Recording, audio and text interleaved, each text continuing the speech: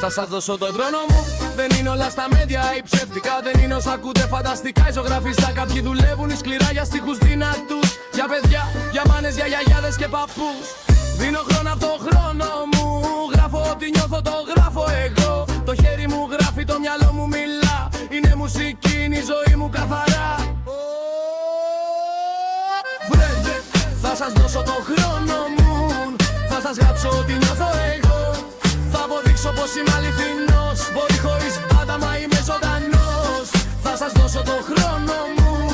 Θα σας γράψω ό,τι νιώθω εγώ. Θα αποδείξω πως είμαι αληθινός. Μπορεί χωρίς πάντα μα είμαι ζωντανός. Στην οικογένειά μου το έχω αποδείξει. Δίπλα τους γράφω και έχουν καταλάβει γιατί. Ότι μετράει πιο πέρα απ' όλα είναι η οικογένεια που με κρατάει σε όλα. Τι θέλετε, να κοπώ στα δύο. Να σας δείξω πως οι στίχοι μου είναι καινούργοι. Γράφω νύχτα λόγια δυνατά, γραμμένα δικά μου, όχι κλεμμένα κρυφά. Να χάσω χρόνο από το χρόνο μου για να αποδείξω στον κόσμο πως γράφω εγώ. Ποιος νομίζει πως είναι αυτός στο TikTok με κλεμμένο προφίλ και θόρυβος. Θα σας δώσω το χρόνο μου. Θα σας γράψω ό,τι νιώθω εγώ.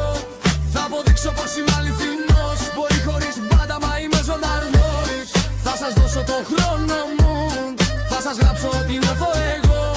Θα αποδείξω πως είμαι αληθινός. Μπορεί χωρίς μπάντα μα είμαι ζωντανός. Η οικογένεια ξέρει ποιος είμαι εγώ. Κι όσο είναι δίπλα μου είμαι δυνατό. Γιατί στο τέλος αυτό μετράει πιο πολύ. Η οικογένεια, η δύναμή μου στη ζωή. Μίτσουχε!